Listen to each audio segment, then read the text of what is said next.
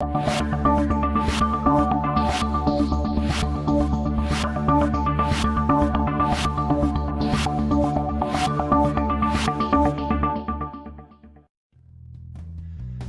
by NJT is based in the western suburbs and has many years of experience to assist you in sourcing any and all of your carpentry needs.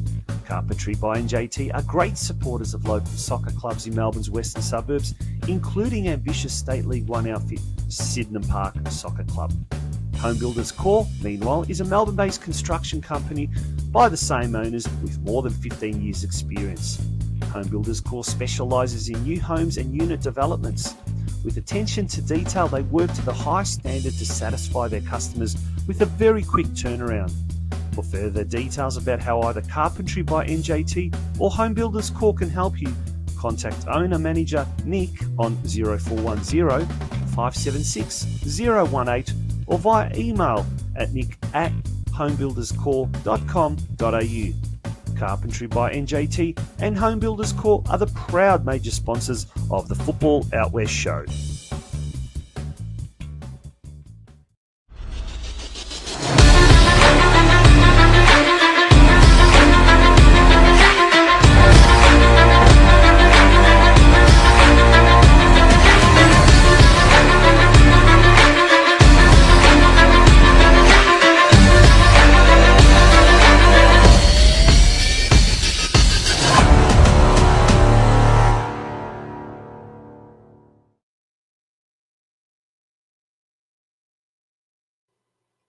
Good evening, folks, and Sunday night can only mean one thing, and that is time for Football Out West show.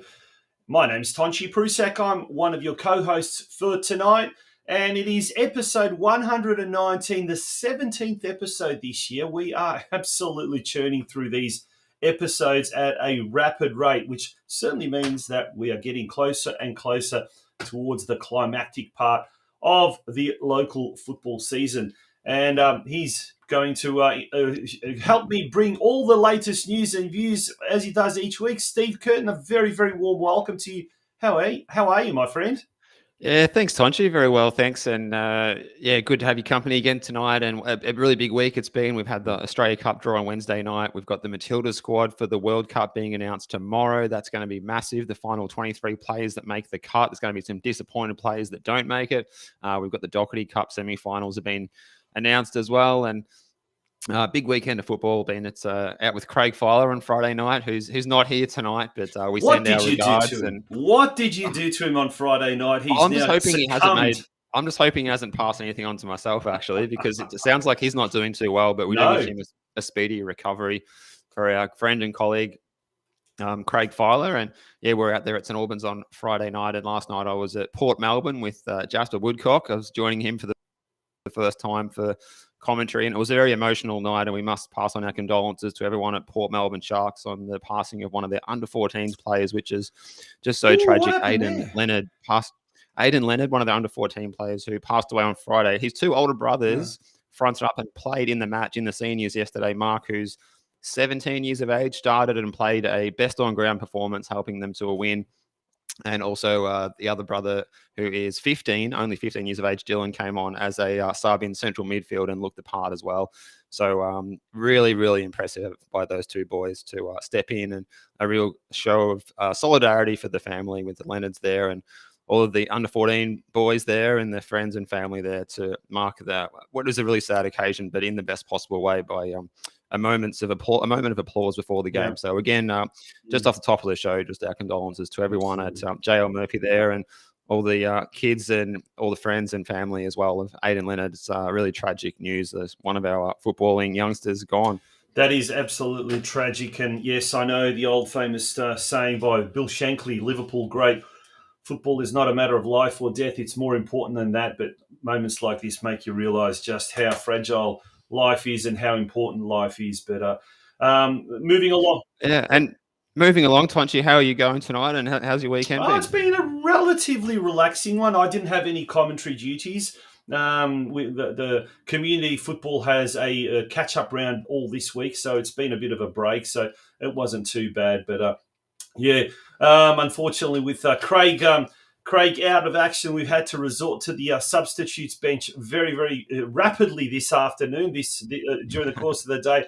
And it's my absolute pleasure to welcome back for another stint in the starting lineup for the Football Out West show, Mark IVKOVIC. Mark, good evening. How are you? And thank you for jumping in and substituting with Craig at the last moment.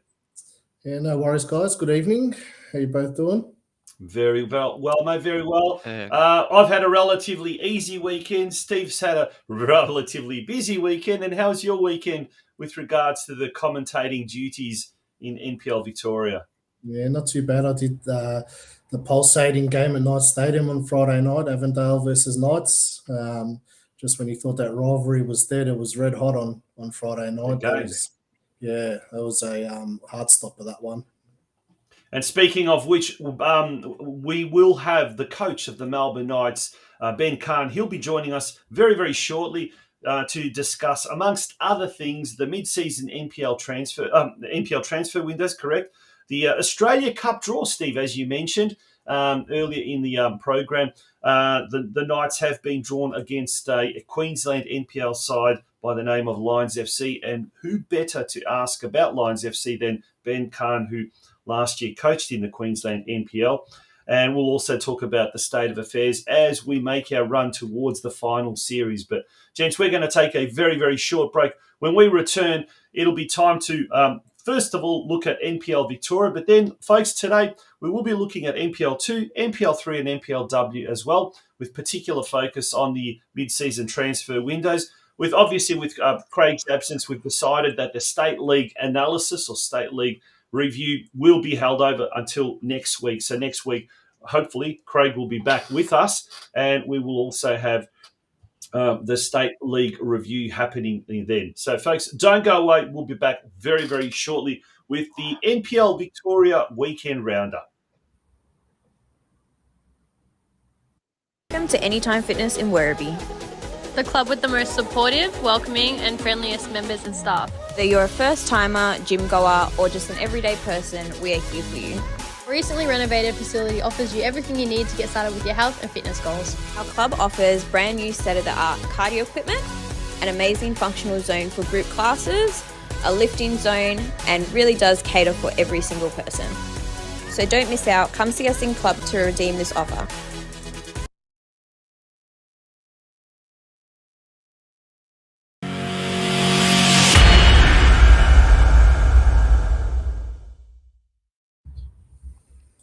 Welcome back to the Football Out West show. Steve, let's get the ball rolling with the results from the weekend's games.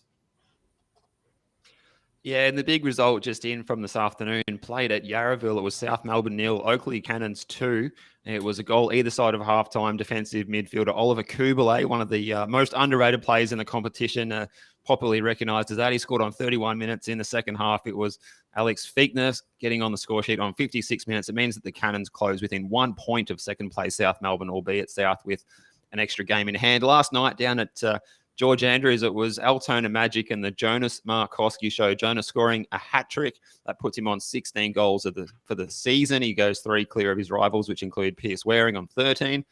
And it also means that the Magic keep on the pressure on Green Gully for that spot in that top 6. Also last night, a really, really big result for Hume City. They were 3-2 winners over Moreland. Moreland, a couple of goals for Fletcher Fulton, 2 in 2 minutes for him in 66 and 67. A double for Josh Bingham, and Lazaretti's getting the winner on 84 minutes. And as I mentioned, we were on hand on a moving night where Chris Duggan ended up getting the goal. Pierce Clark had been fantastic between the posts for Heidelberg United after coming back from Perth Glory, but it was in the end, it was his blunder caught in possession by, of all players, a marauding Jalil Regaig stepping out of the defensive line, pressing all the way up the field and winning the ball back. Chris Duggan tapping home on 77 minutes to get the 3 points for Port Melbourne. They keep the pressure on the Melbourne Knights just ahead of them. On Friday night, Green Gully 3-1 over North Geelong. Luke Jego getting himself back on the score sheet on 14 minutes. Then Noel Bernarda and a goal for Addo Kadakpo. Aidan Gardner, the sole scorer for the Warriors. And as I said, I was there with Craig on Friday night, and Bentley pulled themselves out of the relegation mire, at least for the moment. out of that bottom two. And a big shout out to their coach.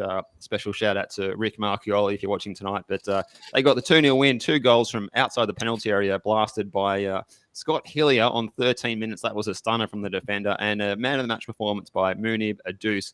He scored a nice goal on 73 minutes. And Mark will be able to tell us a bit more about this game. But Luka College capitalising on a mistake by Tom Manos on Manos's return to Knight Stadium, and College scoring on 21 minutes, and then Yusuf Ahmed with a 72nd minute penalty to level things up. So the points were shared at Summer Street. Yeah, that was a big arm wrestle, that game. It wasn't the greatest night for Tom Manos. But he didn't have too much else to do during the game, to be honest. Thought both sides were extremely done extremely well defensively. There was very limited opportunities throughout the game, but it was just an arm wrestle, and in the last 5 minutes of the game, it kind of exploded a bit, and there was chances left, right, and centre. John Albano probably with the best chance of the game in the 92nd minute. His former teammate Aidan Bryce cleared it off the line, and he missed the rebound. So I think a point was a fair result in the end for both sides. Well, there we can see some of the footage there from Knights Stadium, courtesy of NPL.TV. And gents, I don't know about you, but see, we've heard we're all involved in commentating NPL games, but we've heard all sorts of bad reports about the NPL app, NPL TV app. But I had a massive nightmare on Friday night with the actual website, the browser, where it just kept cutting out every 3 to 4 minutes, and then you'd have to refresh it. They'd even ask you a question to prove that you're not a human, that you are a human, rather. Look, it's hopefully they do sort this out, because it is a phenomenal.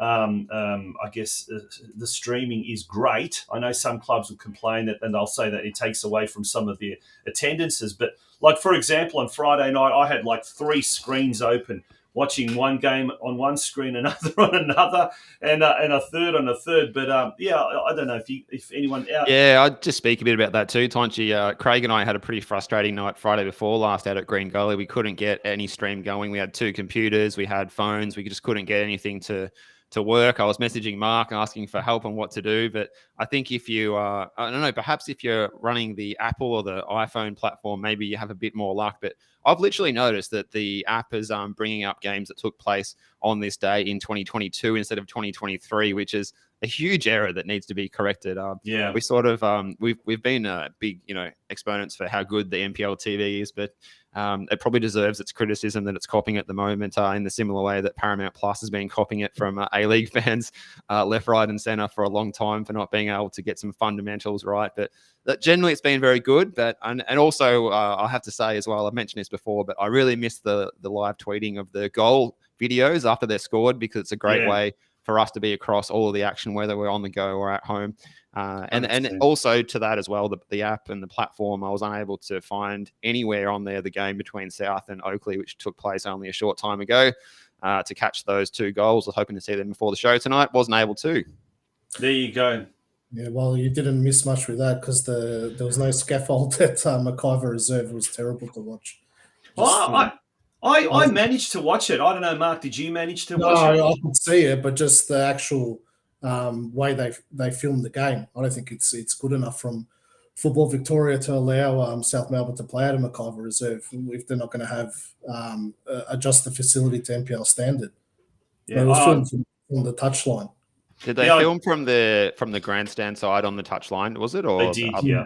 Yeah, at least I think if it's not, I mean, I think there was some wet weather maybe passing across, but when I was there for the cup game, at least if you go on the other side on the bank, there's a bit of an elevation. At least you get a couple of centimeters of elevation, but that spot in front of the club rooms is a little bit too low. And that room upstairs, which I thought maybe they were going to try and go up there, but I was told by some Yarraville delegates on that night that it's no good to film from there because there's several implements that get in the way. So, yeah, it's not a good spot to get live footage from, and it's important to be able to see the action.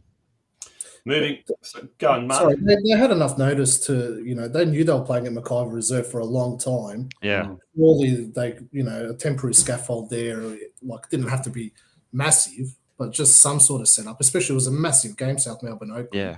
And there's plenty of room on that hockey pitch side to set something up out there, you would imagine. And that's disappointing, given that there'll be several games being played there in the coming weeks as well. Yeah, absolutely agree there. All right, gents, let's move along to the ladder now, the competition standings as we see after round 20. Here we go. It's very slow tonight, I'll tell you what. Avondale, they're on top now, and they've increased their gap at the top to 4 points, but South Melbourne does have that game in hand against Heidelberg United, and I think that is going to be played in August or something like that. I'm not too sure. Don't know when that catch-up round is meant to be. Maybe Brenton Ray can tell us. He knows all the news, and great to see Brenton very active in the comments section, providing a lot of information and news regarding the Australia Cup Matildas as well. But Oakley Cannons, they've certainly closed that gap now to second place South Melbourne. The Knights, they managed to get a point, a very valuable point. Port Melbourne and Green Gully making up the top 6. Then we've got Altona Magic. There's a bit of a gap then before we get to Dandenong Thunder. And yet again, a bit more of a gap that separates the clubs that really are in trouble. And in that category, we put Hume City, Heidelberg United, St Albans Saints, Bentley Greens, and at the moment, North Geelong and Moreland City. And I'll tell you what, gents, that battle for 13th and 14th position, or trying to avoid 13th and 14th position, it really becomes kind of quite a yo-yoing by week by week yo-yoing effect. But Steve, I think, and we'll talk a lot about this later tonight, the mid-season transfer windows is going to have a very, very big impact on who gets relegated and who survives relegation, don't you think? Yeah, we saw on Friday night the depth that the Bentley Greens had to bring on off the bench in comparison to what St Albans had available to them. The likes of Golgol Mabratu coming on as a last-minute sub, and I think Avondale didn't even see any minutes. So they got some really good attacking talent in their disposal. Lucas Derrick also coming off the bench, and it's those clubs that can bring on game changers against teams that have only got maybe a few young kids on the sidelines. Those teams down the bottom, that makes all the difference. And I think last week that's why we predicted Bentley Greens to get themselves out of the relegation situation. Yeah, Mark, let's have a look at some of those the arrivals at the mid-season transfer window. We've got 3 pages of graphics to get through, so we'll let you look at the first one.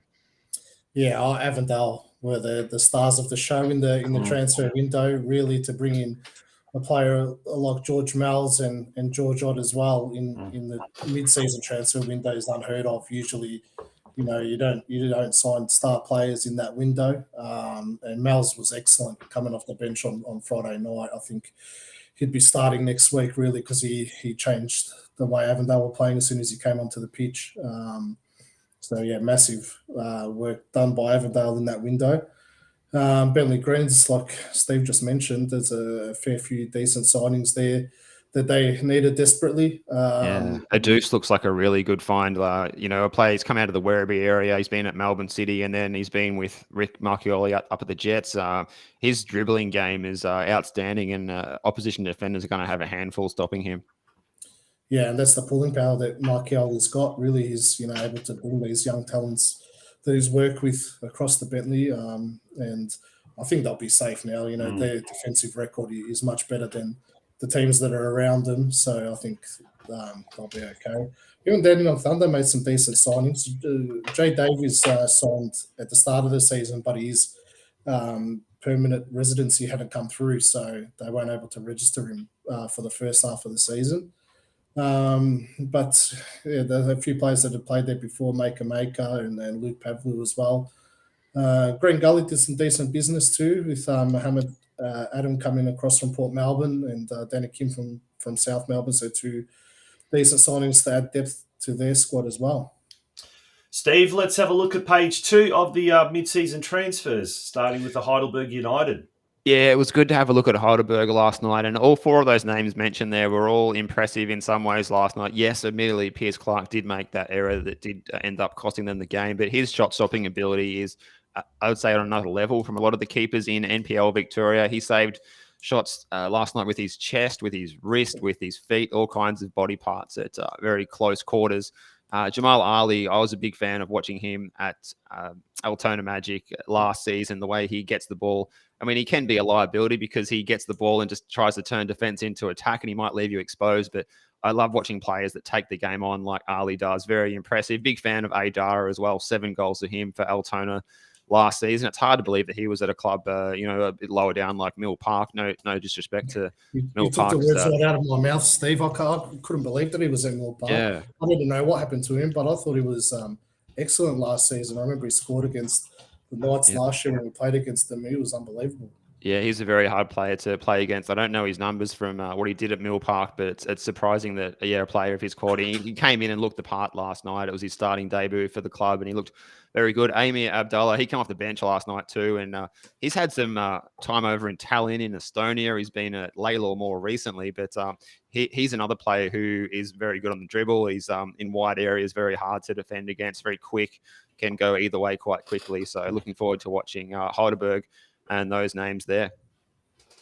Mark, you got the Hume City players there.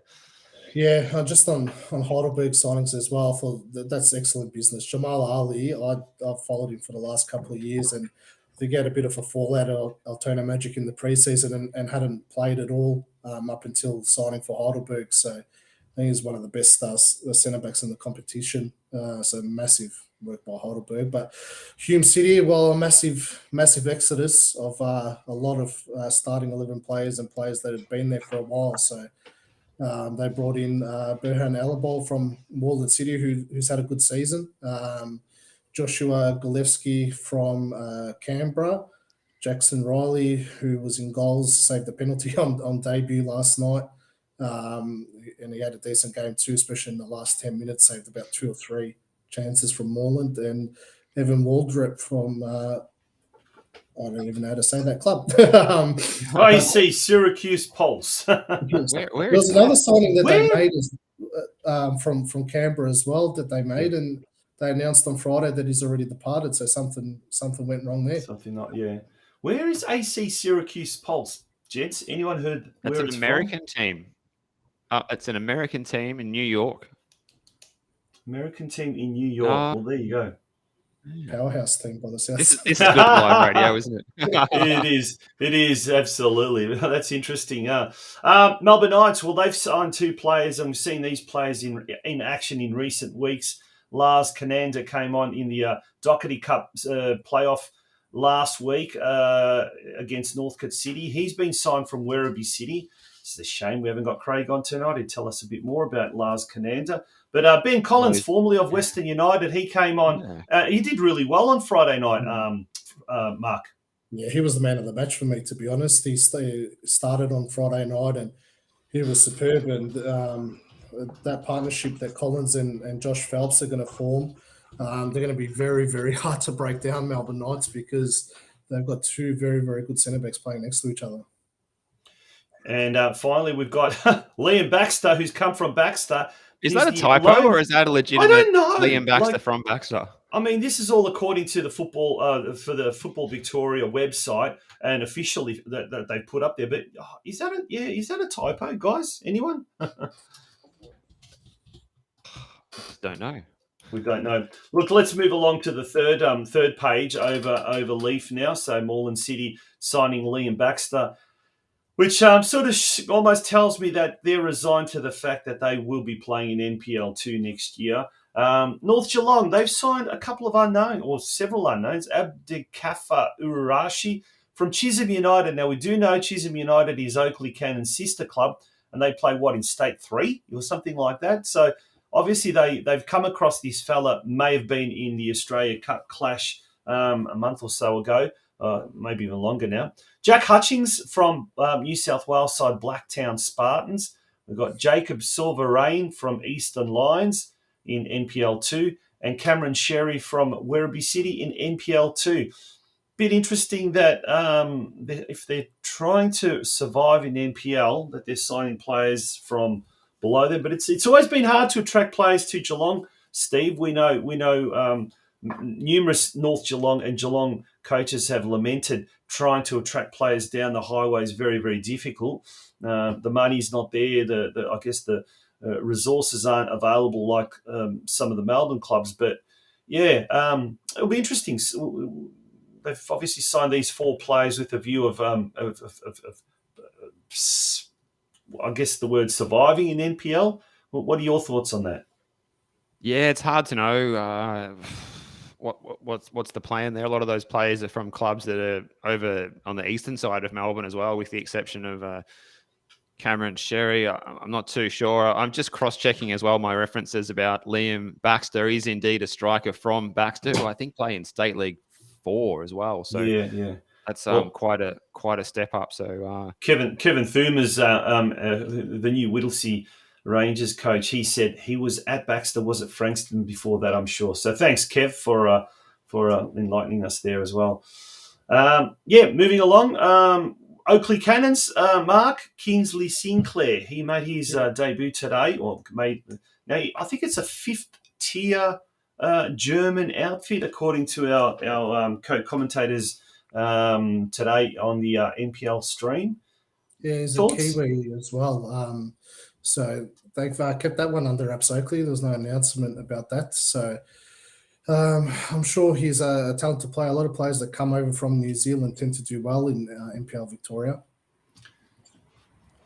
Steve, Port Melbourne, Troy Ruthven. Did he play on the weekend? Yeah, Troy started in the central midfield last night, and they're a little bit short because obviously they've lost George Mel. So the idea is that Troy can come in and return to his old club and replace him.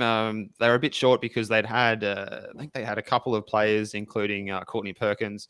I'm trying to think another one of the central midfielders have both picked up 5 yellow cards in the previous game and was suspended. Fletcher McFarlane got a little injury niggle in that one. But the young boy actually that came in and did well there is almost like a new signing because he's only coming out of the junior system. As I mentioned, Dylan Leonard was really good in central midfield, as was Mark a bit further up the field. So maybe they'll be looking for some good young talent there. They haven't been too busy in the transfer market, Port Melbourne, but we've seen in the underage groups they've been dominating this season. So there might be where they look to bolster their squad from for the rest of the season after they have lost a couple as well, as we mentioned. Losing, one of the strikers, Mo Adam, to Green Gully.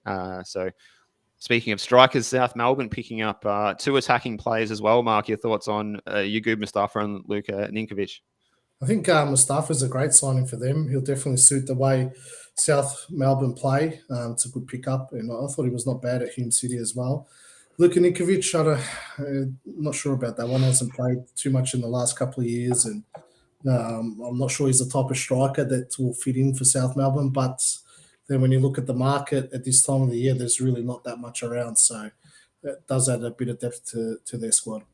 That is a good point, and maybe that is exactly what they're trying to do, go for a little bit of depth. Before we look at St Albans, another one of our colleagues, Alex Sivkarovsky, big cheerio to Alex. He's tuning in as well, and he makes a comment. If North Geelong play like they did against Gully on Friday, they will survive this season. Very unlucky to not come away with a draw. And that's an interesting point. And we will talk about next week's games shortly. But before we do that, let's talk about St Albans Saints. Some big name players there signing. Steve, Ajak Du, formerly of Western United. Can he make a bit of a difference? Because you did commentate Friday night's game, and they just really struggled to look like they were going to score all match.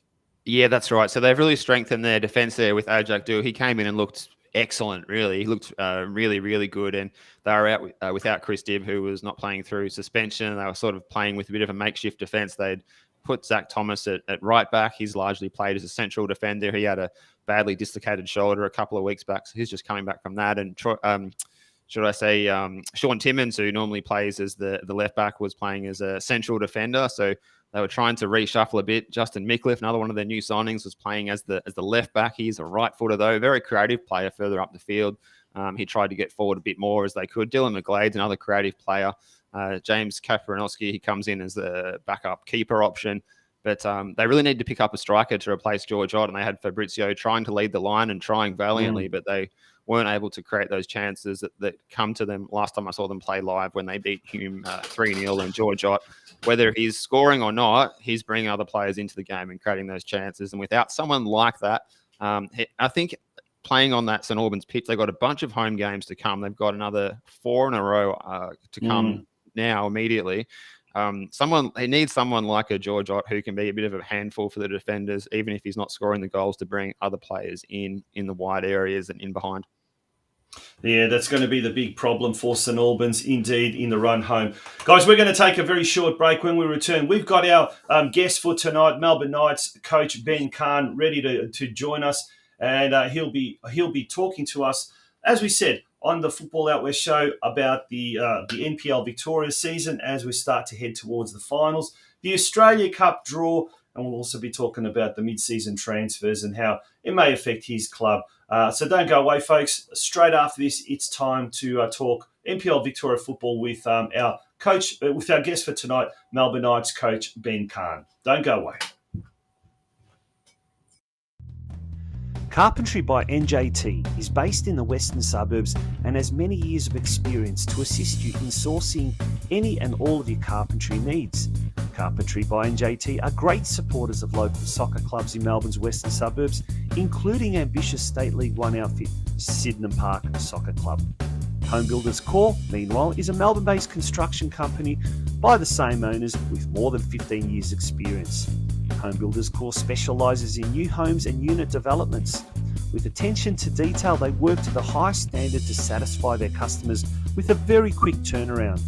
For further details about how either Carpentry by NJT or Home Builders Corp can help you, contact owner-manager Nick on 0410 576 018 or via email at nick@homebuilderscorp.com.au.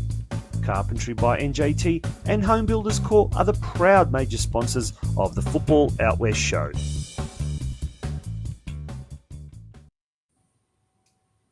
Welcome back to the Football Out West show, and it's an absolute pleasure to welcome back to the Football Out West show our guest for tonight. He's the coach of the Melbourne Knights, BEN CAHN. And Ben, welcome to the show, and how are you? Yeah, good, thanks. Sorry, having all sorts of technology troubles tonight. We're talking about technology issues at the moment with the streams that seem to be besotting NPL Victoria. But on Friday night, and Mark was there at that game. It was Avondale FC Avondale 1-1 draw. How did you see that game? First of all, look, it was certainly eventful. Lots of feeling, lots of emotion. But look, there's no doubts that Avondale are a top side. I think they're probably up there with the most difficult in the competition to play against. It's so hard to sustain any pressure against them, and it's so hard to get out of your own half against them. If you'd offered me a point before the game, I probably would have taken it. But having said that, being 1-0 up and defending well and really not giving him too much, we were obviously disappointed to have only come away with a point. And I think, let's say some of the decisions that led us to that point were probably questionable, and we're obviously a little upset at how some of those played out.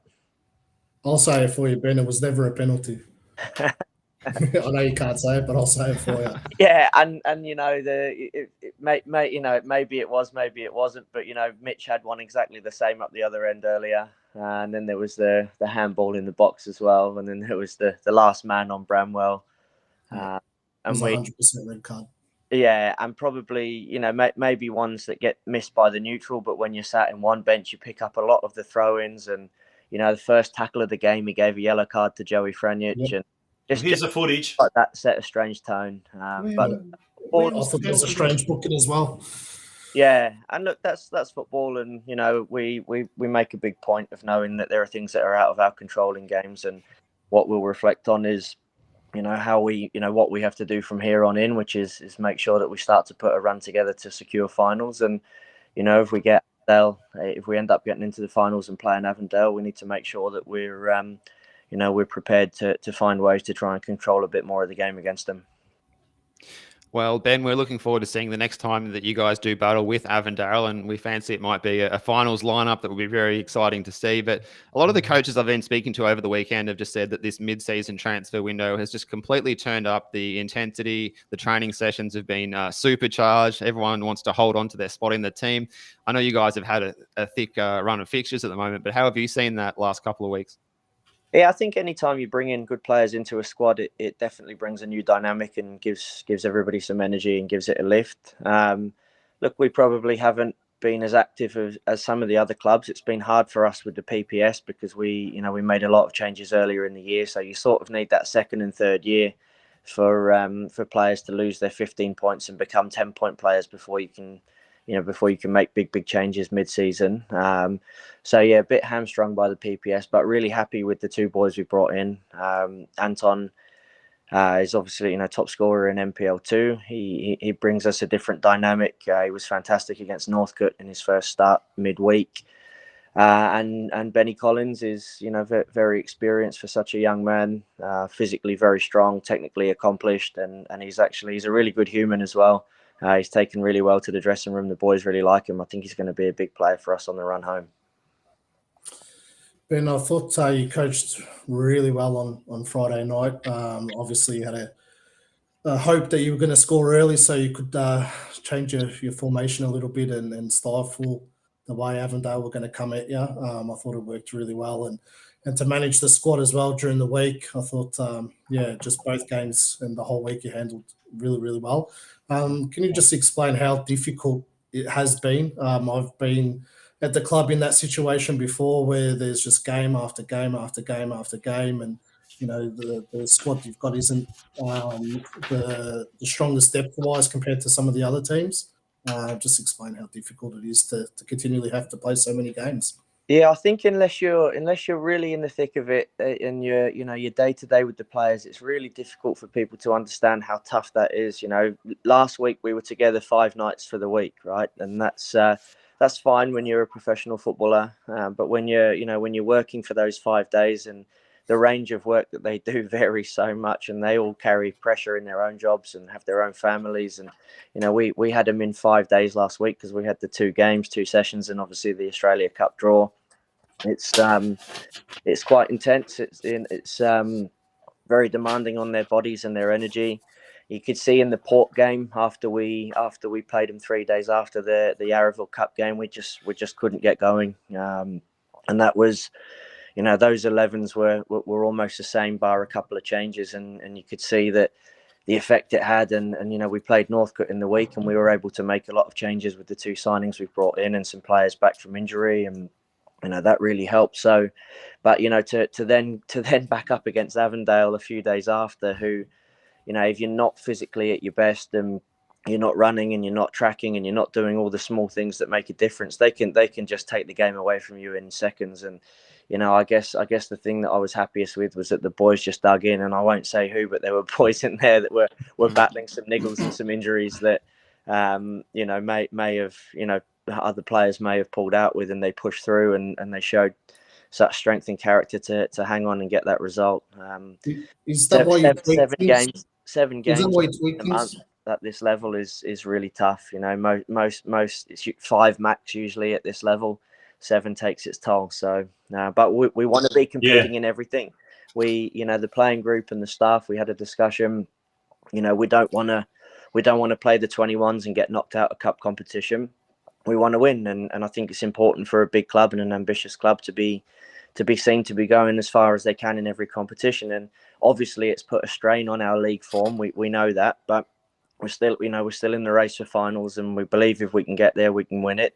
Still in the race for the Australia Cup, and we're still going in the Doherty. So we need to just manage that squad well and see how far we can go. Is that what Mark, you're going to say something during the game, Ben, because you were so heavy-legged probably? I noticed that the switch to the back 5 as soon as you went 1-0 up, and then probably felt like the momentum had shifted a little bit and went back to your usual formation in the second half. But was that the reason behind it? A few reasons. Zinni and Xander Guy are fantastic out wide. The fullbacks get forward as well, and it's a lot to ask of any fullback to defend against Avondale. So, you know, I thought the game was quite even early on, but you could see in that sort of last 15 of the half that we started to tire, and you know, they got a lot of joy on both sides. Not anybody's fault, just the way the game panned out. Yeah. So we tried to give a little bit more protection to see the half out. Also, we by doing that, it allowed us to bring Gian Albano inside a little bit more, which gave us a different type of outlet to try and counter and hurt them through the middle. In the way it panned out, we didn't necessarily, it didn't eventuate that way, but the thought was there. And we, you know, the halftime window gave us a chance to recharge and go again and try and press high and play our usual way. And even before their goal and probably even after the goal, really, the game just defaulted into us having to sit deep. We just didn't have the legs and the freshness to really go after them. I think if we'd gone and tried to press as high as we usually do, or if we tried to commit as many bodies forward, I think they would have done us. I think they would have opened us up. So we had to protect it and try and hit them on the counter. Ben, you mentioned about player management or squad management, and especially now with so many different games, so much commitment required from the players. And look, we're now into the business end of the season. Does your off the field, or should I say at training tracks and away from the match day, does your approach now towards training and match day preparation, does it start to change a little? Does the intensity back off a little bit? Do you try and mix things up? What do you do to keep the squad fresh and prepped and primed, ready for the contests ahead? Yeah, we just make sure that at the right times and where we have opportunity to do so, we allow a lot of rest and recovery. But you know, there's a lot of detail and planning that goes into the loading of the sessions, and that's from day one all the way through until the last game of the season. And basically, we just manage each week with what it demands. You know, this week we don't play a midweek game, so we've given them the weekend off. We'll come back in tomorrow. We'll make sure that tomorrow's focus is on recovery and regeneration, and then we go hard for the rest of the week, and we push them and we try and grow and learn and improve and see if we can make the team better, and hopefully that shows when we play on the weekend. And Ben, just you mentioned earlier on the signing of Ben Collins. From what we were hearing, he might have been, when you were looking at him, he might have been about 4 weeks away. There was some word that he might have been a little bit away from his best or full fitness. Is that the way that you see it as well? And has he got a lot of improvement in him towards the end of the season for that reason? Yeah, look, it's a conversation that we've had with Ben, is that, had we have signed him pre-season, we would have periodized him differently and managed him and tried to progress him like we do with everyone. But if we were to do that now, he wouldn't be playing until 2-3 games to go. So it wouldn't have been a worthwhile signing. So when we signed him, we had the chat. Are you ready to get chucked in at the deep end and see where you land? He was superb on Friday night, I thought, Ben. It was really good. He's very good. He was good when he came on against Northcote too. He's been really good at training. The boys really like him. He's a good character, good footballer. Really happy with him. The Lions FC in the Australia Cup draw. Sure, you had a smile on your face when that draw came out. It's an old foe for you, but probably a blessing in disguise for the Knights, because at least you'll know them inside and out. Yeah, look, I've had a lot of games in the last 5 years against Lions. I think we, obviously played them twice a year in the league, and I think we played them in every final series for 5 years. We beat them in the 2 semis, and we lost them in the 3 grand finals. So yeah, an opponent I know very well, a club that's, look, rivalries aside, Lions are a very, very strong club. Good people running the club the whole way through, good processes, good resources. Traditionally they get themselves up for big games, whatever competition it's in. And, I've got no doubts of, what a big fixture it is. And it's going to be a big night for everybody involved. Yeah, if we go through the fixtures there involving the Victorian clubs, Oakley Cannons coming up against Melbourne City FC, the Melbourne Derby. Wow, that's going to be a big one, a big game indeed. We've mentioned the Melbourne Knights at home to Lions FC, expecting a huge crowd for that. Obviously, we don't know exact dates and times and all of that kind of stuff, but that's still to be determined. Steve, Goulburn Valley Suns and RPL Leichhardt. What a festival of football that is going to be in Shepparton. Yeah, long trip for RPL Leichhardt. I'm not sure what their logistics will be to get to Shepparton, but they're doing very well, I understand, in the NPL New South Wales. So there'll be a tough assignment for the Suns, but on home turf, they've been hard to beat, knocking off, the likes of some of the NPL top-tier sides in Victoria, of course. So very exciting to see how the Suns go, not only in that game, but also in their home Doherty Cup semi-final against Heidelberg United as well. And looking at the next fixture there, Northcote City hosting A-League and one of the powers of the Australia Cup, one of the most successful teams in the competition, Adelaide United. I'm not sure if they're going to be able to play that at John Cain or not. I hope they can, but I think last time they had a home game in this competition, it was played elsewhere. And then Heidelberg United, they drew a trip away. They're one of the very few teams to do so, but given Olympic Village is out of action, that's probably not a bad thing for the boys to get a trip up to sunny Brisbane to warm up this time of year. Yeah, they'll go up to Moreton Bay United. So that's definitely something to look forward to. But something else to look forward to, Ben, is this weekend, the big Croatian derby for you guys coming up against North Geelong down at Alco Park. On Sunday, 3 p.m, something a bit different for North Geelong. But as part of this, there's going to be a big, North Geelong have already announced it, but a big heartbeat of football festival. Andy Pascalides, famous Andy Pascalides from the NSL days and a real media personality from Sydney. He is bringing down his Heartbeat of Football roadshow, and there'll be more about that in tomorrow night's Game of Two Halves podcast, where we will probably have Andy Pascalides on the show to talk about that. So do stay tuned for that. But as far as on-field matters, Ben, that's going to be a tough game. North Geelong are desperate. And the last time they were involved in a Croatian derby against the sister club down at Alco Park, they recorded a win, 1-0 against St Albans, their only home win at Alco Park. So it's a tough game, and one of those sort of games that, if you're not on your toes, it could prove to be a very tricky and costly one for the Knights. Yeah, look, they're a good side, and I think that they're obviously desperate to stay up, and as you get into the back end of the season, every fixture means something. There's not a chance that we take anybody lightly, and we, as I said before, it's really just about us focusing on making sure that we're ready this week. But no doubts that it's going to be a big game. We know how much it means to them. We'll go there with full respect for them, and we'll be very, very hungry to turn our league form around and try and make sure we take some steps to securing finals football. And Ben, following that fixture, you've got the Oakley Cannons in the Doherty Cup semi-final the following Wednesday night. Unfortunately, as you said, this week is a midweek free fixture week for you. But the Oakley Cannons, you've had 2 draws with them this season. There'll be no draw on the night, obviously. Did you watch them today, and how do you think they're travelling? Haven't watched them today. I took the day off football today. You guys are the only ones that have had my time today. Privileged. But absolutely privileged. Thank you. Of course, I will go back and watch them. And look, Oakley are fantastic. To be honest with you, the 3 sides above us, you can see in the points gap and how they've opened up from the rest of the league, how strong they are. Oakley are every bit in that mix, especially with their result today. Our 2 games against them have both followed similar patterns. They were much better than us in the opening half an hour, and we were the team that came home stronger and looked like we were going to win it. So I think for us, it's important to make sure that we stay in the game, and we're in touching distance of them as that last half an hour comes around. And if we have full belief that we can go on and win it.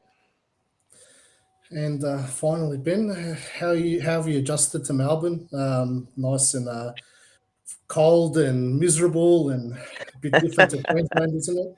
It's been a challenge actually. It's a far away from Queensland, and I tell you what, Summer Street's about 10 degrees colder than everywhere else in Melbourne as well. You think it's a cold day when you leave home, and then you get to Summer Street and you go, shit, I need some more layers here. That's very true. Well, Ben, tell you what, it's a challenge for us Victorians. Let me tell you this, and let alone for people who have just come from Queensland. But on that note, mate, thank you very much for really brightening up our Sunday evening, and we're very privileged and honoured that you allowed us to be to come into our episode, our show on a day off today. No worries. Thank you very much for that. Wishing you all the best for the season that lies ahead. No worries. Thanks, guys. Speak to you soon. Thanks, Ben. All the best. Good on you. That's BEN CAHN, the coach of the Melbourne Knights. Folks, we're going to take a very short break. We'll have a quick look. Before we do that, actually, let's have a look at the fixtures coming up for NPL Victoria, and then we're going to take a short break. And when we return, it's time to look at the other NPL divisions. St Albans Saints at home to Port Melbourne on Friday night, the only Friday night fixture.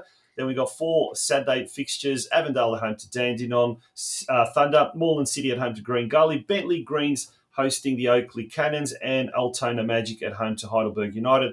Then on Sunday, North Geelong taking on Melbourne Knights down at Alco Park, and South Melbourne hosting Hume City at McIver Reserve, and hopefully they'll fix up that scaffolding issue. Hello, McIver Reserve. Let's get a scaffold in there for next Sunday. Let's do it. Absolutely. We're going to take a break, folks. We are running behind time, and it's NPL 2 Victoria straight after this break. Don't go away. Carpentry by NJT is based in the western suburbs and has many years of experience to assist you in sourcing any and all of your carpentry needs. Carpentry by NJT are great supporters of local soccer clubs in Melbourne's western suburbs, including ambitious State League 1 outfit Sydenham Park Soccer Club. Home Builders Corp, meanwhile, is a Melbourne-based construction company by the same owners with more than 15 years' experience. Home Builders Corp specialises in new homes and unit developments. With attention to detail, they work to the highest standard to satisfy their customers with a very quick turnaround. For further details about how either Carpentry by NJT or Home Builders Corp can help you, contact owner-manager Nick on 0410 576 018 or via email at nick@homebuilderscorp.com.au. Carpentry by NJT and Home Builders Corp are the proud major sponsors of the Football Out West show. All right, welcome back to the Football Out West show, and a big thanks to our major sponsors, Carpentry by NJT and Home Builders Corp, for making it all possible. But it's time to now have a look at the NPL 2. We've maybe run a bit over time on the NPL top tier, but the results from the weekend in the Chaos League, this exciting league, still one game to go, of course. But on Friday night, it was a Jacob Alexander strike that was all that was needed for Dandenong City to get past Melbourne City, with George Lambert already sent off in that match. There was a very important win for Brunswick Juventus, 2-0 over struggling Pascoe Vale. A last gasp Rob Stambolziev goal as Lucas Portelli was sent off as Preston Lions 2, Lang Warren 2 at BT Connor. So another draw for Preston. The Eastern Lions Northcote City game, that was postponed. Brunswick City 1, Kingston City 3. They're probably true to form with that one. Kingston City doing very well at the top. Brunswick City not so much. A bit of a thriller. I had the privilege of seeing Manning United Blues in person at Preston a couple of weeks ago. They were very impressive the way they knocked the ball around, and they had a 3-3 with Western United, and big game to come tomorrow night. And hopefully Craig Filer can get back up off his deathbed and get to the Veneto club tomorrow night, because Bulleen Lions and Werribee City and Werribee, they really want the points in this one. They do. Mark, if we have a look at the ladder now for NPL 2 Victoria. Yeah, Kingston City's broken away. Finally, someone wants to take that top spot in NPL 2.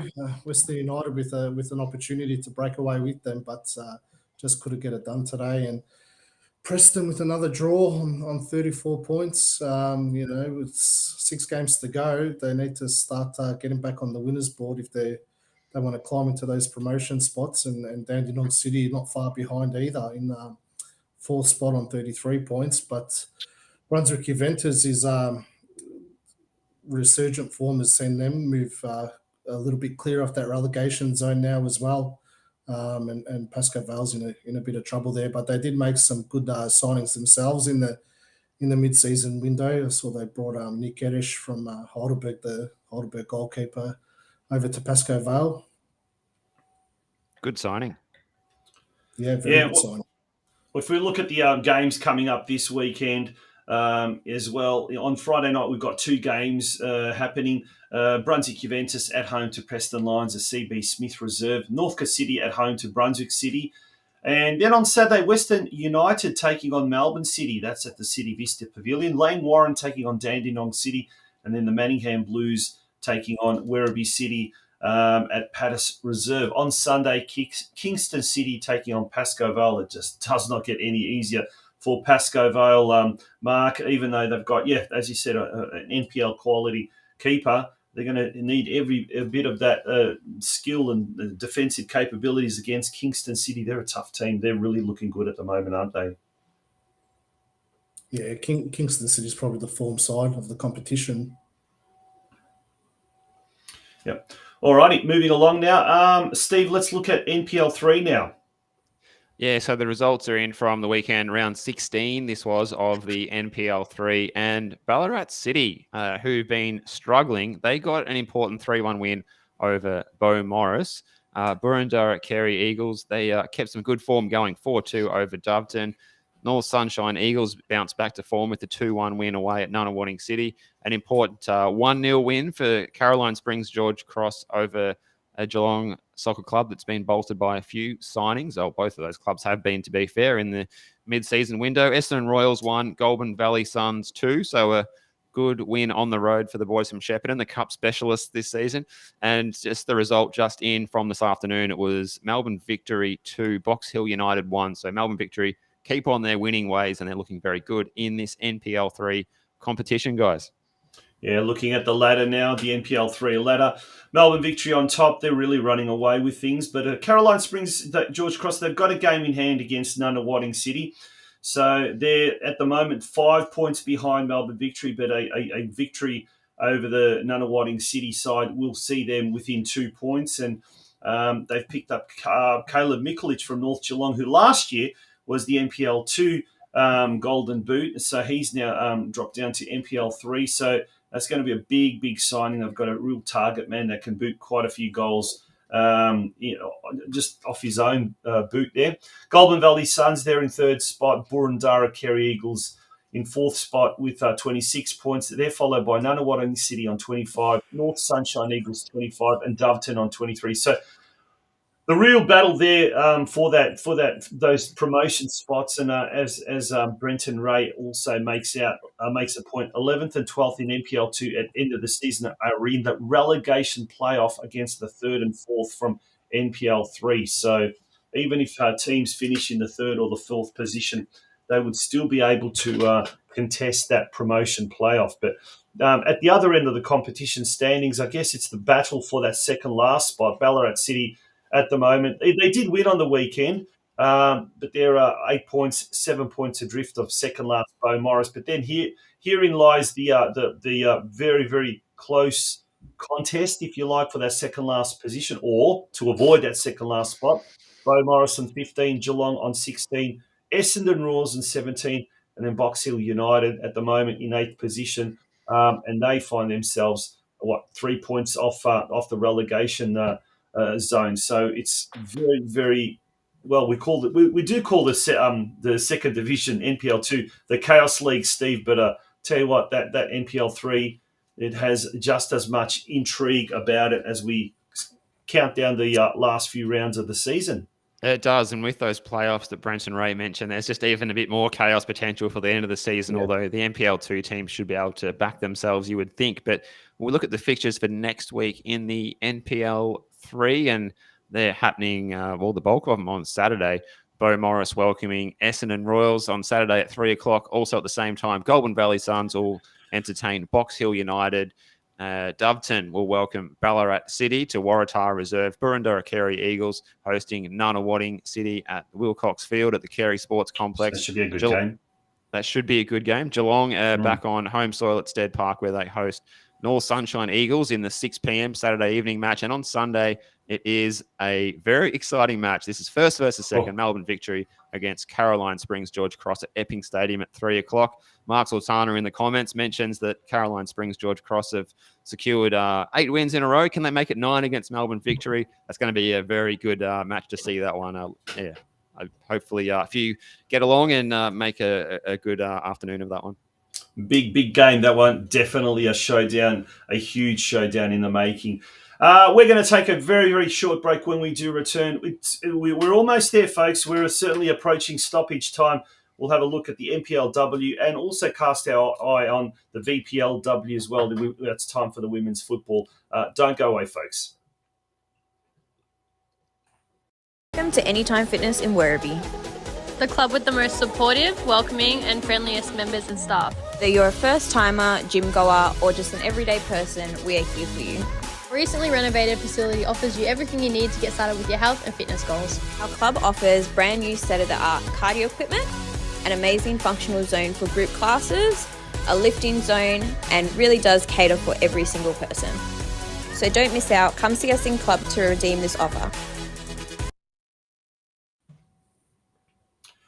Welcome back to the Football Out West show. And before we look at the women's side of things, the NPLW and the VPLW, Steve, you've got some news as well that was broken earlier tonight.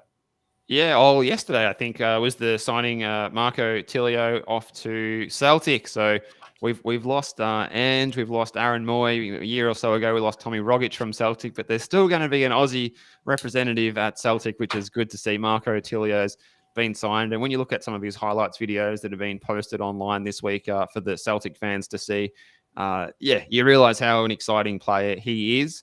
And it's going to be good to see how he goes at that level against those Scottish Premiership defences. What are your thoughts on that one, Mark?